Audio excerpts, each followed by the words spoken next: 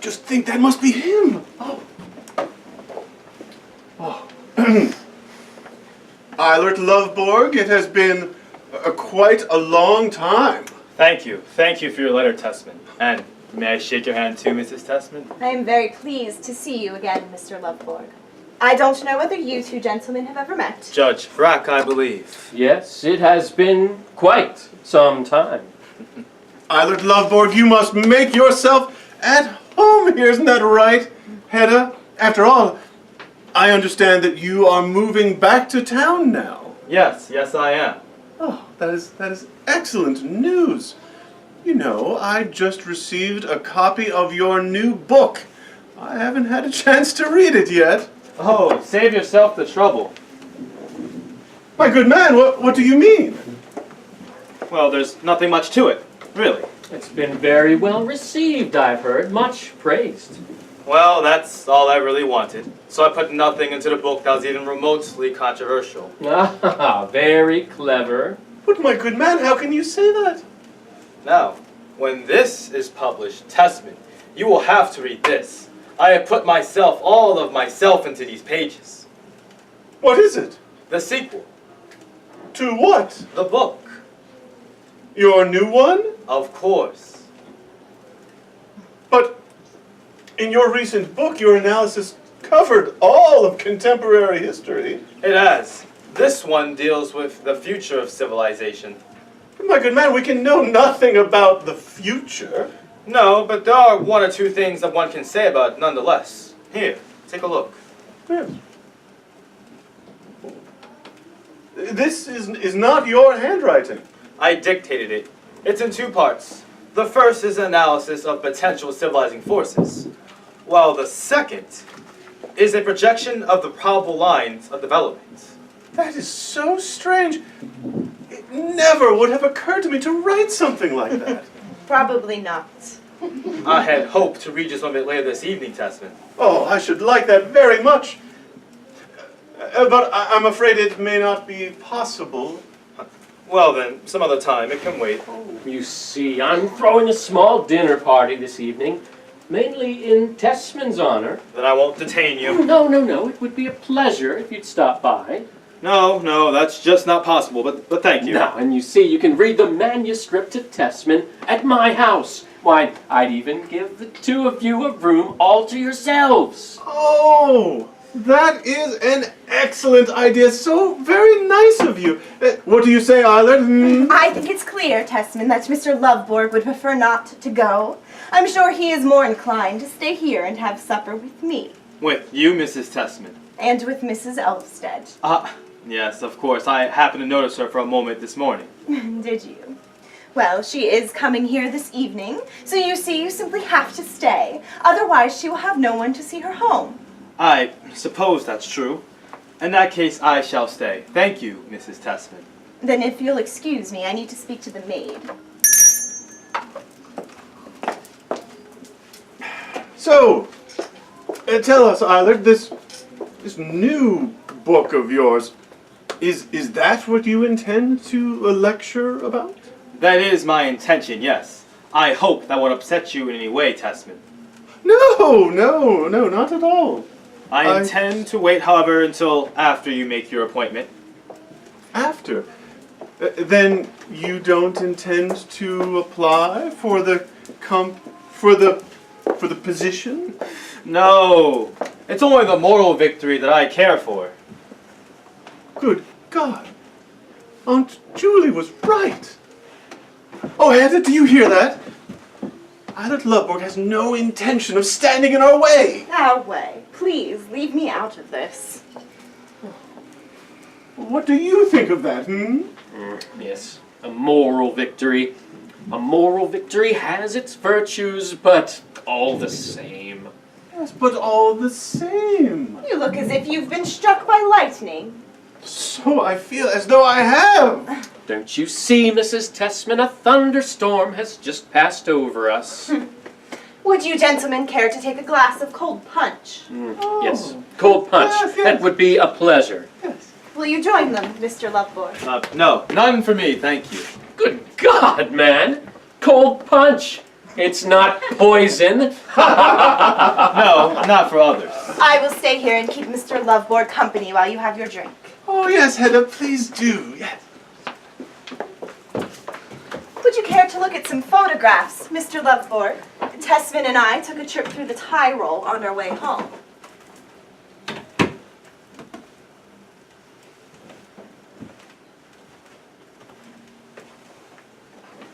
Look, that's the Orchler group. Look, Tesman has written the name underneath. The Orchlers near Moran. Hedda Gabler. Hedda Gabler. Yes, that was my name. In the old days, when we two knew each other. And now I must learn to never say Hedda Gabler again, ever, as long as I live. Yes, you must. And I think you should practice it. The sooner, the better. Hedda Gabler, married, and married to George Tesman. So it goes. Oh, Hedda, how could you throw yourself away? I won't allow this. What do you mean? And this is the view from the Val d'Impreso, Mr. Loveborg. Uh-huh. Oh, darling, what's the name of these mountains? Oh, those are the Dolomites, darling. Oh, yes, of course. Those are the Dolomites, Mr. Loveborg. Hedda, would you like a glass of cold punch just for yourself? Yes, I would. No. And some petite four? Oh, yes, excellent. Cigarettes? No. Okay, well, I'll just be right back with that. Hedda, how could you do this to yourself? If you persist in being so familiar with me, I shall leave. But we are alone, may I not? You may think it, but not say it. Of course. I understand. I must not invade the world of George Tesman, the man you love. Love.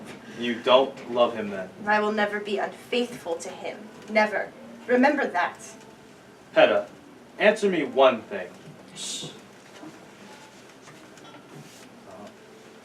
Do you see that mountain there? Is that also the Dolomites? I believe so. And of course we Here have this we are. village. Doesn't that look lovely? Why did you bring it yourself? Oh, well, it gives me pleasure to wait on you, dear. And why have you poured out 2 glasses? Mr. Loveborg said he wouldn't have any.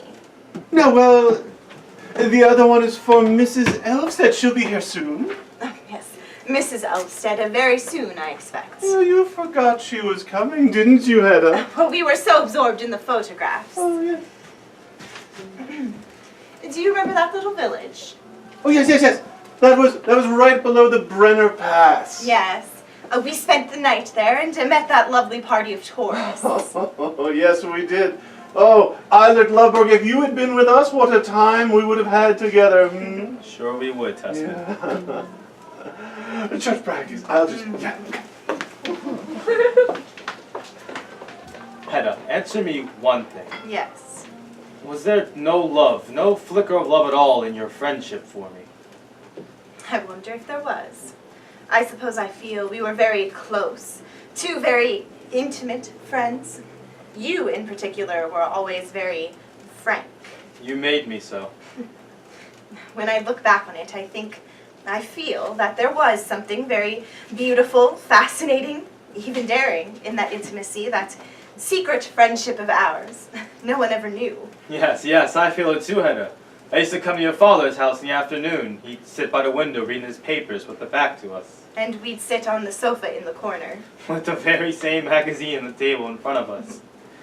And then I told you, confessed to you, things about myself that no one else knew. At least not then.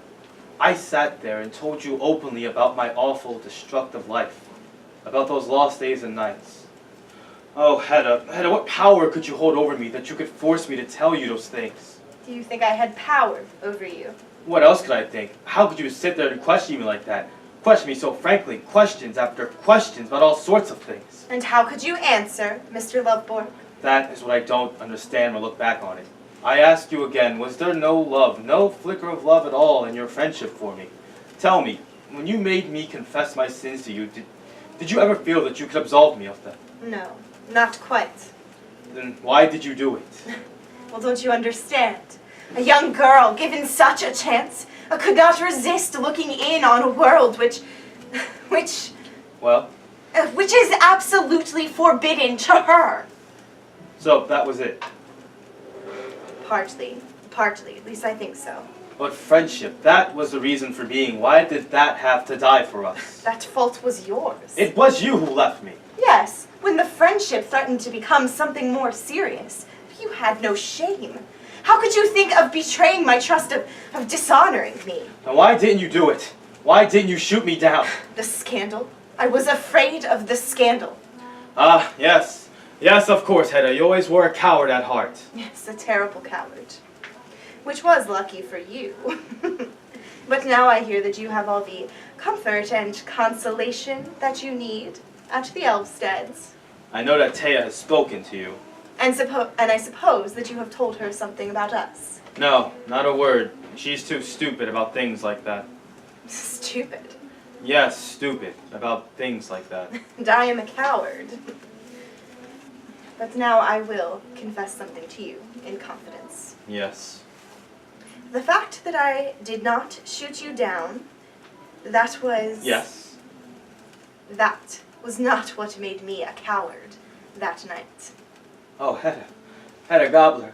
I begin to see now what made us such close friends, you and I. Take You care. too. Believe nothing of the sort. Taya, at last, you can have no idea how I've been longing for this. Oh, should I go in and see your husband for a moment? Oh, there's no need. They'll be going out soon. They're not staying. No, they're going out to dinner. And are you going with them? No. Mr. Loveborg will stay here with us.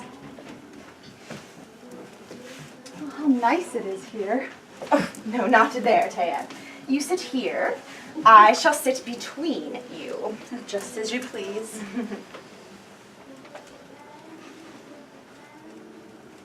Isn't she pretty to look at?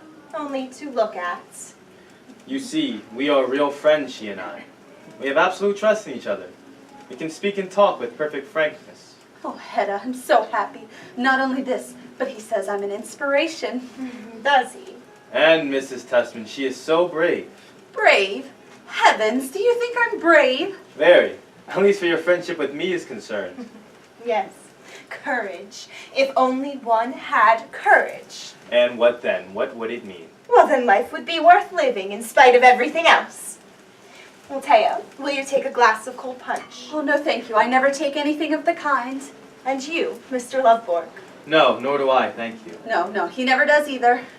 But if I say you shall, It would be of no use.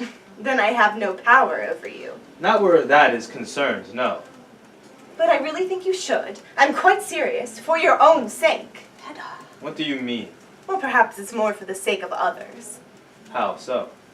Well, you see, people might very well be suspicious of you, that you didn't really trust yourself, that your courage was only skin deep. Please, Hedda.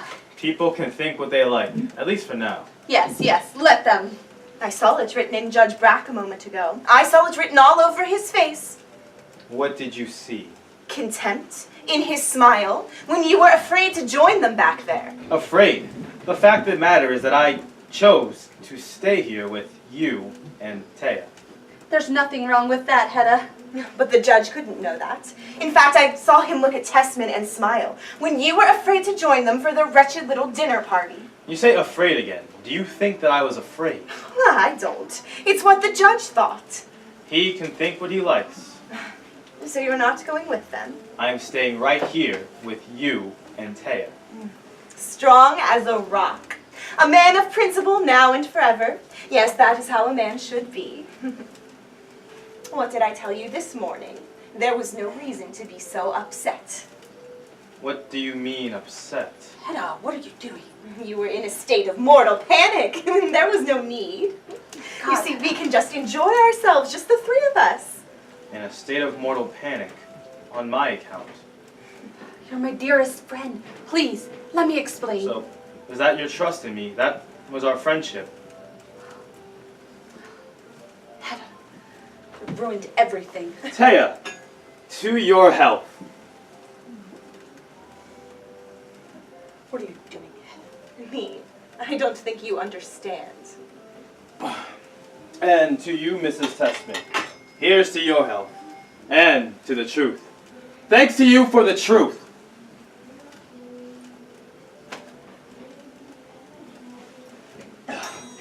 That's enough. Remember, you are going out to dinner. No, no. Shh, they are watching us. Now, Taya, tell me the truth. Did your husband know that you would follow me into town? Hedda, do you know what he's asking? Did he know? Did you arrange to come into town and look after me? Or perhaps it was a sheriff's idea. Maybe he missed me at the office or needed help at the card table. Loveborg. Loveborg. Well, here's one for old Sheriff Elfstead. That's enough. Remember, you have to read your manuscript to Tesman. Taya, I apologize. It was stupid of me to take it this far. Forgive me. Please don't be mad. For you shall see, you and all the others shall see that if I fell once, that is over. I am back on my feet again, and that's because of you, Taya. Thank God. Thank God.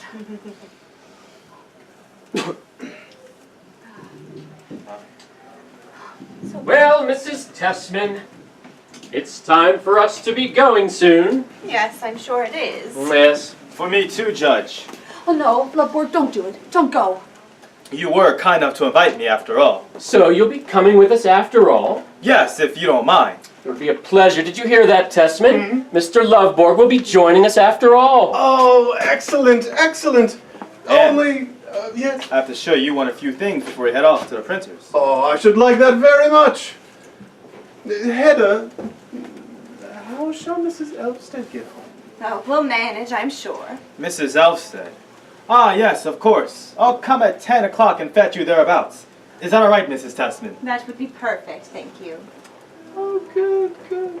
Hedda, I should be home somewhat later. You may stay as long as you'd like. Well then, Mr. Loveborg, I shall wait for you here. Please do. Well, it's time for the group tour to leave the station. I do hope we'll have a grand old time, as a certain beautiful lady puts it. That certain lady would like to be there, but sight unseen. And why unseen? Well, to listen to all those risque conversations, Judge Brad. I would advise the lady against it. Oh, Hedda, you ought to be ashamed of yourself. Well, we must go. Goodbye. Goodbye. At about 10 o'clock then.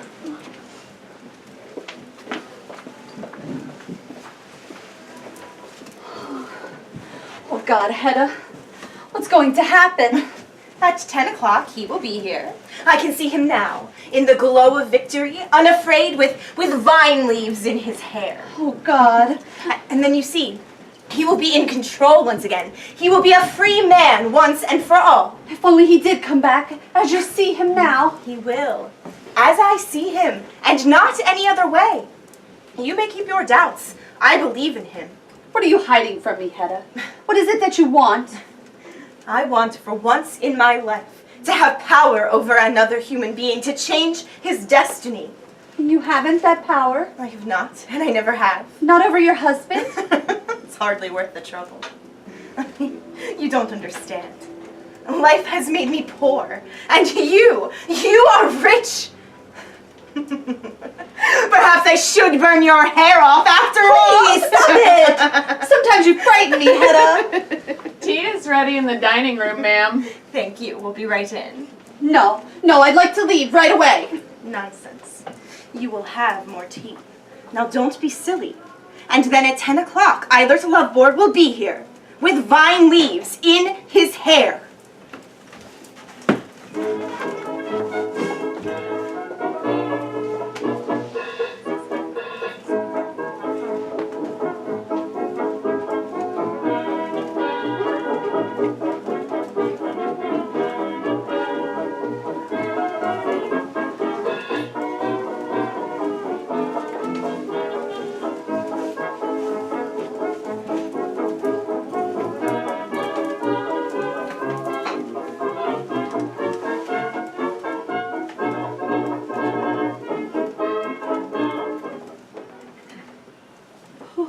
Oh God, where is he?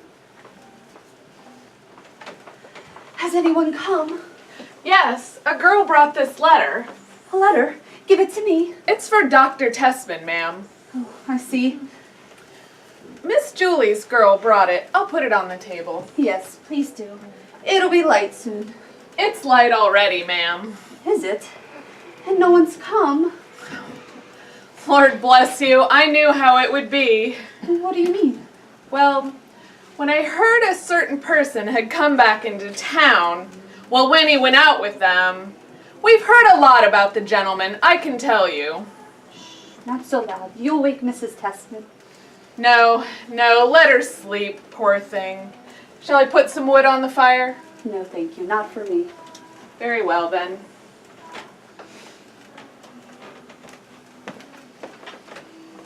Who's that?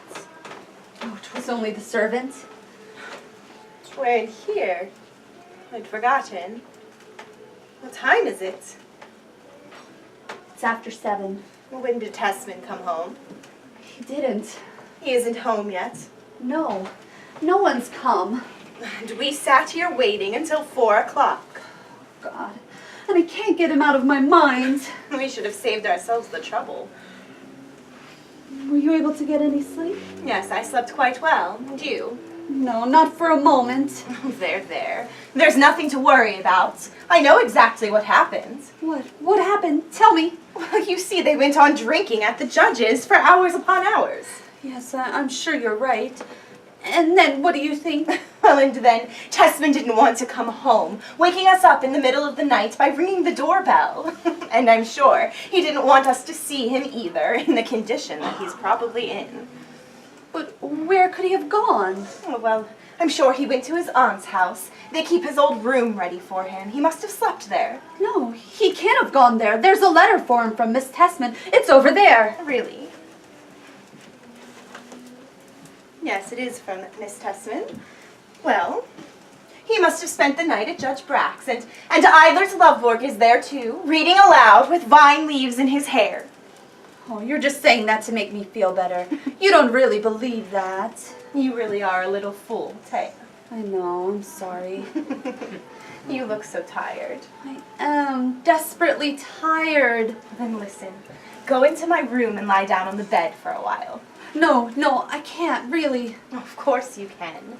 But your husband will be home soon, I'm sure. And when he comes, I must know. I'll tell you as soon as he comes. You promise? I promise. Now go get some sleep. Thank you. I'll try.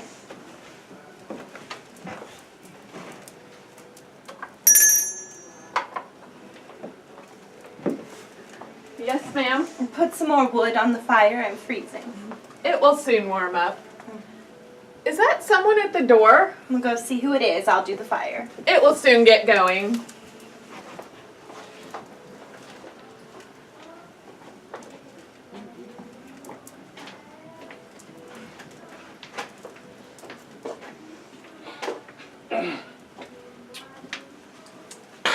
Good morning. Oh, good heavens! Oh, you're up early. Yes, I am. I was sure you'd still be asleep. Just think of that. Don't talk so loudly. Mrs. Elvsted is resting in my room. Has she been here all night? Well, no one came to fetch her. Yes, of course. Oh, my goodness. Did you enjoy yourself at Judge Brack's? Did you miss me, Hedda? No. I wouldn't have thought to do that. I asked if you enjoyed yourself.